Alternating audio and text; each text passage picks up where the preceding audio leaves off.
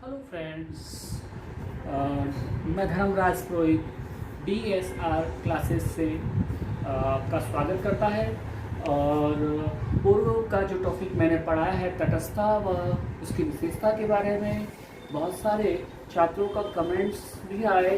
उन्होंने काफ़ी उसके बारे में कुछ और भी पूछा, उन्हें पर्सनली मैंने बता दिया गया कि लेकिन बहुत सारे जो छात्र हैं उनके द्वारा मांग और मांग के भी एक निर्धारित तत्वों के बारे में कहा गया कि सर हमें मांग और मांग के निर्धारित तत्वों के बारे में समझाइए।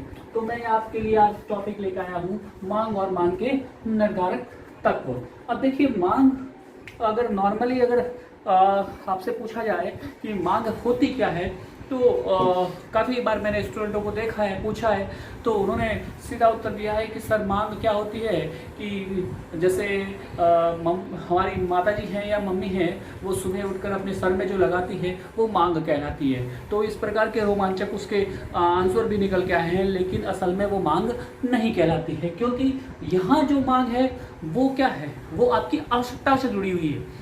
और आवश्यकताओं से जुड़ी यानी आवश्यकताएं क्या है, सुबह उठने से लेकर शाम तक की क्रियाओं के अंतर्गत आपकी आवश्यकताएं बनी रहती है। सुबह उठते हैं तो चाय की आवश्यकता रहती है, अगर चाय के बाद नाश्ता, खाना, और खाने से साथ साथ अगर आप ऑफिस जा रहे हैं तो बस में जाने के लिए भी आपको किराया भाड़ा बस की आवश्यकता रहती है। तो ये सारी प्रकार की ट्रैवलिंग के लिए, खाने पीने से लेकर सुबह उठने बैठने तक इन चीज़ों की आवश्यकताएं रहती है। तो इन सारी चीज़ों को जो आपकी आवश्यकताएं हैं जोड़ा जाए तो वही आपकी मांग की श्रेणी में कहलाती आती है। अब देखिए, मांग के अर्थ को जानने से पूर्व ये देखना अति आवश्यक होता है कि उसमें मूल रूप से कितने तत्व होने चाहिए, 5 तत्व होने चाहिए। अब ये 5 तत्व जिसमें होंगे वही आपकी मांग कहलाएगी। इन 5 तत्वों में से कोई भी एक तत्व भी अगर क्या होगा, कम होगा, एक तत्व भी कम होगा तो वो मांग की श्रेणी में नहीं आता है। पहला, इच्छा या आवश्यकता। अब देखिए, कोई भी मांग तब बनती है जब उस चीज को प्राप्त करने की या उसकी आवश्यकता होती है, तो ही वो मांग की श्रेणी में आती है। तो ये पहला पॉइंट, यानी किसी वस्तु को प्राप्त करने की इच्छा होना, इच्छा के साथ साथ उस वस्तु को प्राप्त करने का साधन भी आपके पास होना चाहिए। देखिए, इच्छा तो मेरी बहुत सारी है, सारी इच्छाएं होना ही मांग नहीं कहलाता है, क्योंकि एक गरीब व्यक्ति होता है या भिखारी होता है, उसे भी हर चीज को प्राप्त करने की इच्छा रहती है।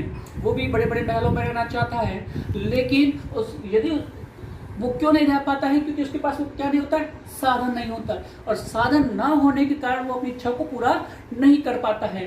तो दूसरा तत्व क्या हो गया, साधन, यानी रुपए पैसे का होना अति आवश्यक होता है। और तीसरा रहता है साधन को त्यागने की तत्परता। देखिए, बहुत सारे लोग हैं जिनके पास जिनकी इच्छा भी होती है, साधन भी होता है, लेकिन साधनों की त्यागने की तत्परता नहीं होती है। बहुत सारे धनी लोग होते हैं जो कहने मतलब मर्सिडीज में जाना चाहते हैं, लेकिन चाय पीना चाहते हैं, लेकिन चाय का पैसा देना नहीं चाहते हैं, यानी साधन को, रुपए पैसे को त्यागना नहीं चाहते हैं। तो वो भी तत्परता, साधनों को त्यागने की तत्परता तब तक नहीं होती है, तब तक वो भी मांग नहीं बन पाती है। तो प्रथम क्या हो गई, इच्छा का होना, और इच्छा के साथ साथ साधन का होना, और साधन को त्यागने की तत्परता भी होना अति आवश्यक होता है। और चौथा पॉइंट क्या निकल के आता है, निश्चित समय। देखिए, चौथा पॉइंट भी बड़ा मायने रखता है। देखिए, इच्छा होना अति आवश्यक होता है, क्योंकि कोई भी मांग है मनुष्य के लिए, तब तक वो मांग नहीं बनती जब तक उसकी आपको प्राप्त करने की इच्छा ना हो। और इच्छा है तो साधन का होना अति आवश्यक होता है, और साधन है आपके पास तो साधन को त्यागने की तत्परता होना अति आवश्यक होता है। और उसके साथ साथ उस साधन की, उस वस्तु की निश्चित कीमत भी होना अति आवश्यक होता है। अगर उस वस्तु की निश्चित कीमत नहीं होगी तो आप उसका कितना पैसा चुकाओगे। जैसे मान लीजिए, किसी वस्तु की कीमत को कोई कह देता है, कस्टमर या व्यापारी कह देता है कि उस वस्तु को दे दीजिए 10, 15, 20 रुपए दे दीजिए, तो आप बताइए 10 दोगे, 15 दोगे या 20 दोगे। तो उस वस्तु की निश्चित कीमत भी होना अति आवश्यक होता है। और उसके साथ साथ उस वस्तु से संबंधित निश्चित समय भी होना अति आवश्यक है। समय के साथ साथ निश्चित समय भी होना चाहिए, निश्चित कीमत भी होनी चाहिए। निश्चित समय का अंतर्गत होता है मैं आज खरीदूंगा, कल खरीदूंगा, या परसों खरीदूंगा, या फिर शाम को करूंगा, सुबह खरीदूंगा। तो ये निश्चित समय का होना और निश्चित कीमत का होना आवश्यक होता है। ये जो पांचों तत्व जिनमें आकर मिलते हैं वही आपकी मांग कहलाती है। यानी कह सकते हैं किसी वस्तु को प्राप्त करने की इच्छा और उसके साथ साथ साधन का होना और साधन को त्यागने की तत्परता और उस वस्तु को खरीदने से संबंधित निश्चित समय का और निश्चित उस वस्तु का निश्चित कीमत को होना ही बराबर क्या कहलाएगी, मांग कहलाएगी। तो ये 5 तत्व ही मिलकर ही क्या बनती है, मांग बनती है। अब देखिए यहां मैंने नोट भी किया है कि जिनमें यह 5 तत्व मौजूद होते हैं मांग कहलाते हैं। तो आपको याद होना चाहिए, नॉर्मल तरीके से देखा जाए तो हम उसे आराम से याद कर सकते हैं कि सुबह उठते ही हमें चाय की आवश्यकता होती है और चाय की आवश्यकता के साथ साथ हमें अपने जेब को टटोलना पड़ता है कि हमारी जेब में पैसे है या नहीं है, यानी साधन है या नहीं है। साधन है तो हम लोग उस 5 रुपए को या 10 रुपए की जो चाय है उसको खर्च करने के लिए तत्पर है या नहीं है। और उसके साथ साथ जो हमारा निश्चित समय है, हमें कब पीना है, सुबह पीनी है, तो वो निश्चित समय और निश्चित कीमत भी होना अति आवश्यक होता है, यानी उसकी कितने रुपए होंगे।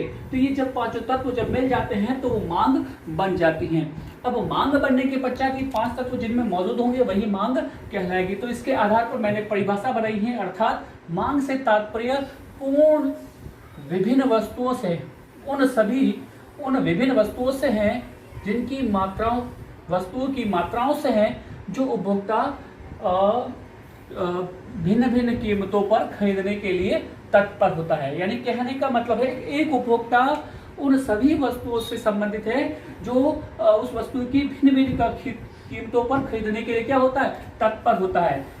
तत्पर वही जो देखिए यहाँ कीमत का आ गया अर्थ हो गया, और तत्परता और खरीदने के लिए किसकी आवश्यकता पड़ेगी, साधन की आवश्यकता होगी। और उस अवधारणा के साथ साथ स्थान का, समय का और कीमत तीनों शब्द आते हैं, तो वही मांग की श्रेणी में आते हैं। तो इस मांग के निर्धारक तत्व के बारे में हम पढ़ेंगे।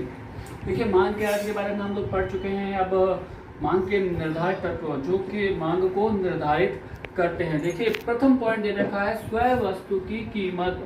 अब देखिए स्वयं वस्तु की कीमत भी उस मांग के को निर्धारण करने में महत्वपूर्ण भूमिका निभाती है। देखिए काफी बार हम लोग देखते हैं कि वस्तु की कीमतें यदि बाजार में कम होती हैं तो हम लोग उस वस्तु की मांग भी क्या करते हैं, अधिक करते हैं। होता है या नहीं होता? जैसे बाजार में देख लीजिए सेब को ही लेना होता है, खरीदना होता है। यदि सेब की रेट 100 रुपए किलो होती है, कितनी होती है, 100 रुपए किलो होती है, तो हम केवल 1 किलो ही सेब लेते हैं। और यही 100 रुपए की जो सेब है वो अगर 20 रुपए किलो हो जाए तो हम लोग 5 किलो खरीदना प्रारंभ कर देते हैं। तो ये किस पर निर्भर हो गया, उस वस्तु की कीमत पर निर्भर हो जाता है कि वस्तु की कीमत यदि कम है तो हम लोग उसकी मांग भी अधिक करते हैं, और वस्तु की कीमतें बढ़ जाती हैं तो मांग भी कम हो जाती हैं। तो ये स्वयं वस्तु की कीमत भी निर्भर करती है। और उसके साथ साथ अन्य वस्तुओं के अंतर्गत मैंने बताया था, अन्य वस्तुओं में स्थानापन्न हो सकती है, पूरक वस्तुएं हो सकती है। उन वस्तुओं की कीमतों में भी यदि परिवर्तन होता है तो भी उस वस्तु की मांग पर निर्भर मांग में भी परिवर्तन होता है। तो स्वयं वस्तु की कीमत पहला पॉइंट आ जाता है। दूसरा पॉइंट होता है उपभोक्ता की आय। देखिए उपभोक्ता की आय घटती है, बढ़ती है, उसी पर मांग निर्भर करती है। अब देखिए उपभोक्ता की आय के अंतर्गत क्या रहता है कि जैसे ही उपभोक्ता की आय बढ़ जाती है, आय बढ़ेगी। जैसे पूर्व में उपभोक्ता की आय 5000 रुपये प्रति माह था और वह किसी वस्तु की 10 इकाई खरीद रहा था। कितनी इकाई खरीद रहा था, 10 यूनिट खरीद रहा था 5000 आय पर। और जैसे ही उसकी आय बढ़कर कितनी हो जाती है, 10,000 हो जाती है, तो उसकी आय बढ़ गई तो उसकी जो मांग हो जाएगी वो भी कितनी हो जाएगी, बढ़कर 20 हो जाएगी। तो इस प्रकार से आय में वृद्धि के साथ साथ उसकी मांग मात्रा में भी क्या हो रही है, वृद्धि हो रही है। अगर मान लीजिए आय 10,000 होती है और उस वक्त वो 20 इकाई की मांग कर रहा है और आय घटकर कितनी हो जाती है, 5,000 हो जाती है, तो वो उसकी मांग घटाकर कितनी कर देता है, 10,000 कर देता, 10 इकाई कर देता है। तो भी वो उस पर निर्भर करती है कि आय वस्तु के आधार पर कितनी मांग करेगा एक उपभोक्ता। और उसके साथ साथ कुछ वस्तुएं ऐसी होती है कि आय बढ़ने के साथ साथ मांग बढ़ती है और आय घटने के साथ साथ मांग घटती हैं। यानी जो गिफ्ट वस्तुएं होती है, घटिया वस्तुएं होती हैं, उसमें उसका विपरीत प्रभाव पड़ता है। सामान्य वस्तुओं में तो क्या होता है, आय बढ़ी मांग बढ़ी, आय घटी मांग घटी। तो ये सीधा प्रभाव होता है किसके अंतर्गत, केवल मात्र सामान्य वस्तुओं में। और घटिया किस्म की वस्तु होती है, गिफिन वस्तुएं होती है, जो हम आगे वाले टॉपिक में भी पढ़ेंगे। गिफिन वस्तुएं किसे कहते हैं, गिफिन का नियम उसके बारे में, तो उसमें सीधा संबंध हो जाता है। जैसे मान लीजिए एक उपभोक्ता की आय 5,000 रुपये हैं और उस वक्त वो 10 इकाई मांग रहा था, 10 यूनिट मांग रहा था, और जैसे ही उपभोक्ता की आय बढ़कर 10,000 हो जाती है तो वह क्या कर देता है, आय बढ़ने के साथ उसकी इकाई को कम कर देता है, 5 कर देता है। और जब इसका विपरीत ले लिया जाए तो क्या होता है कि यदि मान लीजिए उसकी आय 10,000 रुपये है और वह उसकी 10 इकाई खरीदता है, और जैसे उसकी आय घटकर 5,000 हो जाती है, कितनी हो जाती है, 5,000 हो जाती है, तो उसकी 20 इकाई की मांग करता है। यानी आय बढ़ रही है तो मांग घट रही है, और आय घटने पर मांग बढ़ रही है। तो ये जो नियम होगा वो गिफिन वस्तुओं के वाला नियम है कि आय के साथ साथ वस्तु की मांग है उसमें सीधा संबंध हो जाता है। तो सेकंड पॉइंट ये हो जाता है। थर्ड पॉइंट दे रखा है संबंधित वस्तुएं। संबंधित वस्तुएं जैसे प्रतिस्थानापन, प्रतिस्थानापन का मतलब होता है, इसका दूसरा नाम है स्थानापन्न वस्तुएं, और सेकंड आती है पूरक वस्तुएं। अब देखिए स्थानापन्न और पूरक वस्तुएं क्या रहती हैं। इसमें स्थानापन्न का मतलब होता है एक के स्थान पर दूसरी वस्तु। एक के स्थान पर दूसरी वस्तु, आप सोचोगे कि एक के स्थान पर दूसरी वस्तु ऐसी कौन सी वस्तु है जो एक के स्थान पर दूसरी वस्तु काम करती है। तो यहाँ पर आपको ध्यान रखना होगा कि बहुत सारी ऐसी चीजें हैं जो एक के स्थान पर दूसरी वस्तु कार्य करती है, जिसमें देख लीजिए स्थानापन्न के उदाहरण ले तो आती है चाय और कॉफी। क्या आती है, चाय और कॉफी। ये दो वस्तु है, वो कैसी वस्तु है, स्थानापन्न है। आपको पता होगा कि चाय की कीमत है यदि 5 रुपये बाजार में है और कॉफी की कीमत 10 रुपये है, कितनी है, 10 रुपये है। यदि चाय की कीमत बढ़कर 10 रुपये हो जाती है और कॉफी की कीमत यथा स्थिर है, कितनी क्या रहे, यथा स्थिर है, तो आप देखोगे कि जो चाय पीने वाले व्यक्ति थे वो अब क्या पिएंगे, कॉफी, क्योंकि वही पैसा चाय के बदले में उन्हें कॉफी मिल रही है। या फिर हम लोग कह सकते हैं बीड़ी का उदाहरण ले सकते हैं, बीड़ी का और सिगार का।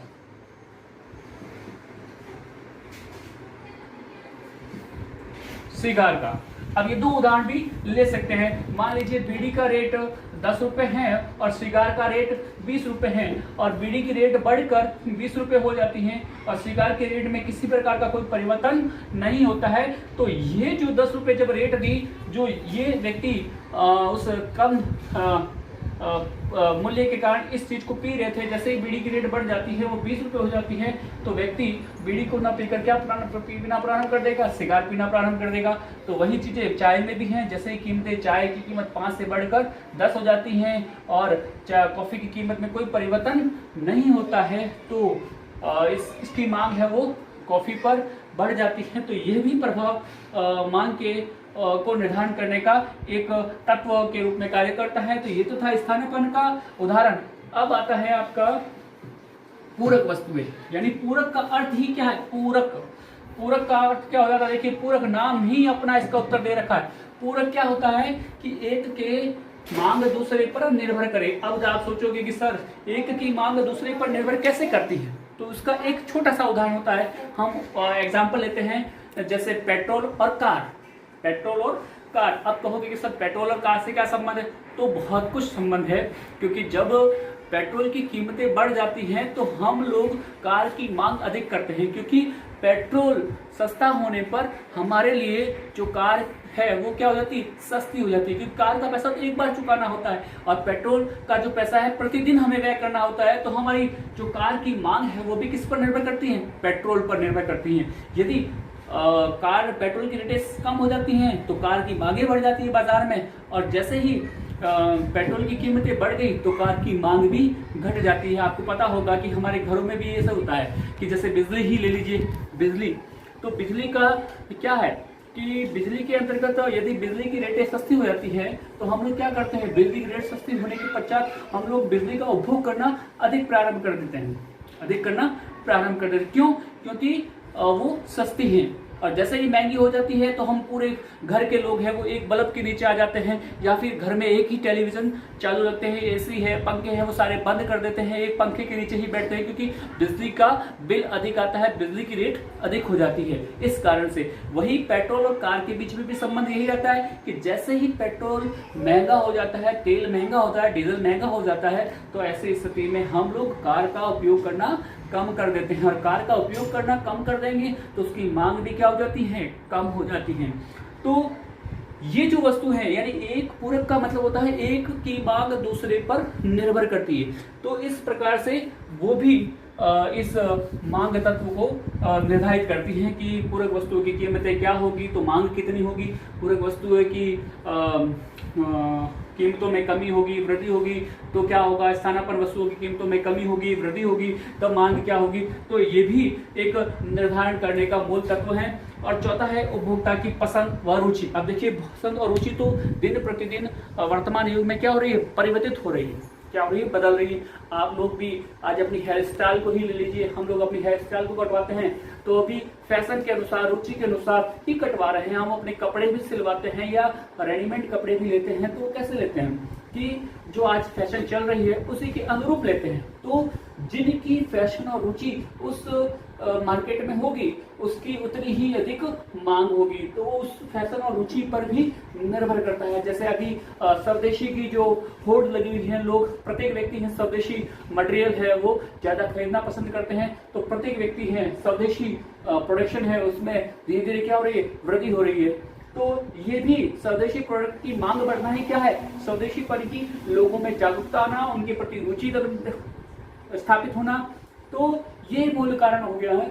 तो ये भी मांग तत्व का मांग निर्धारण का मूल तत्व के रूप में उपयोग लिया जाता है। और अंतिम जो आपका दे रखा है भविष्य के बारे में उपभोक्ता की कीमत प्रत्याशा। अब देखिए, बहुत बार आपने देखा होगा कि भविष्य के बारे में कीमत प्रत्याशा, हम लोग क्या होता है, बाजार में किसी भी चीज की क्या हो जाती है, कमी हो जाती है, तो हम लोग क्या करते हैं, उसकी अधिक मांग खरीदते हैं। क्यों खरीदते हैं, क्योंकि उसकी कीमत और बढ़ जाएगी, इसलिए उसकी मांग भी अधिक करते हैं, क्योंकि हमें लगता है कि मार्केट में उसकी कमी हो गई है और भविष्य में उसकी रेट क्या होगी, बढ़ जाएगी, इसलिए हम लोग क्या करते हैं, उसकी मांग भी अधिक करते हैं। और जैसे ही वस्तुओं की हमें ये लगता है कि बाजार में इसकी बहुत सारी वस्तुएं आ गई हैं, तो ऐसी स्थिति में हम लोग क्या करते हैं, बहुत मात्रा में वस्तु हैं तो हम लोग उसकी मांग भी कम करते हैं। तो ये भविष्य पर भी निर्धारित होता है। देखिए, बहुत सारे अगर हम अपने घर का ही उदाहरण लेते हो, वैसे कैसे करते हैं हम लोग भविष्य की प्रत्याशा के अंतर्गत, हम लोग देखते हैं कि जैसे एग्जाम्पल के रूप में हमें गेहूं खरीदना होता है, साल में हम लोग एक बार गेहूं खरीदते हैं, तो हम लोग क्या करते हैं, हमारे घर परिवार की एक नॉर्मल धारणाएं होती हैं, जब किसी वस्तु की कीमतें घटती हैं ना, तो हम लोग क्या करते हैं, उस वस्तु की मांग भी कम कर देते हैं, उस वस्तु की मांग भी कम कर दें, क्योंकि हम सोचते हैं कि भविष्य में और रेटें घटेगी, भविष्य में और घटेगा, और हम उसकी मांग कम करते हैं। और जैसे रेटें बढ़ती है तो हमारे घर के लोग क्या कहते हैं कि फटाफट खरीद लो और बढ़ जाएगा, और रेटें बढ़ जाएगी। यही होता है ज्यादातर, आप देख लेना अपने घरों में भी ये स्थितियां बनी हुई है। हम लोग कोई भी चीज खरीदते हैं, जब रेटें घटना प्रारंभ होती है तो हमारे घर परिवार के माता पिता या मम्मी पापा ये क्या कहते हैं कि अभी तो बेटा और घटेगी और घटेगी, बाद में खरीदेंगे, अभी तो रेटें और घटने वाली है। तो हम लोग भविष्य की प्रत्याशा लगा लेते हैं, और जब रेटें बढ़ना प्रारंभ होते हैं तो घर वाले कहते हैं फटाफट खरीद ले और बढ़ जाएगी। तो इस प्रत्याशा के कारण भी वस्तु की मांग का निर्धारण होता है। ये जो पांचों टॉपिक है, पॉइंट्स है, वो आपको समझ में आ गए होंगे। स्वयं वस्तु की कीमत है, यानी उस वस्तु की कीमत के आधार पर उपभोक्ता की आय बढ़ेगी घटेगी उस पर निर्भर करता है, या विभिन्न वस्तुओं की कीमतों पर निर्भर करता है। फिर आता है संबंधित वस्तु यानी स्थानापन्न और पूरक वस्तु, जिसके बारे में मैं बता चुका हूँ। स्थानापन्न का मतलब होता है एक ही स्थान पर दूसरा का उपयोग होना, जैसे चाय और कॉफी। पूरक वस्तु के अंतर्गत देखा जाए तो एक की मांग दूसरे पर निर्भर करे, जैसे पेट्रोल और कार, या फिर हम लोग कह सकते हैं पेट्रोल कार, पेन और स्याही हो सकता है, सुई और धागा हो सकता है। ऐसे बहुत सारे एग्जाम्पल है जो हम लोग ले सकते हैं। फिर आता है उपभोक्ता की पसंद और रुचि, और पसंद रुचि के बारे में मुझे बताने की आवश्यकता नहीं है। आप दिन प्रतिदिन, चाहे वो आपके ब्यूटी से संबंधित हो या फिर अन्य कह सकते हैं कि रोजमर्रा की जो चीजें हैं वो भी हम अपनी फैशन और रुचि के अनुरूप ही लेते हैं। कपड़े खरीदते हैं तो वो भी फैशन और रुचि के आधार पर खरीदते हैं। और भविष्य की प्रत्याशा है तो वो हम लोग, मैंने एग्जांपल दिया है, जो घर में गेहूं खरीदना है या फिर दिवाली से पहले अपने कपड़े खरीदने हैं, क्यों? क्योंकि भविष्य दिवाली आएगी और रेटें बढ़ जाएगी। ये हमारी मानसिकता बनी हुई है, तो प्रत्याशाओं के आधार पर भी हम उस वस्तु की मांग निर्धारित होती है। तो ये 5 तत्व हैं जो मांग को पर निर्भर करते हैं, मांग को निर्धारित करते हैं। मुझे ये लगता है कि आपको मेरा वीडियो बहुत पसंद आया होगा। अगर आपको मेरा वीडियो पसंद आया है तो आप लाइक और शेयर, सब्सक्राइब करना ना भूलें। धन्यवाद।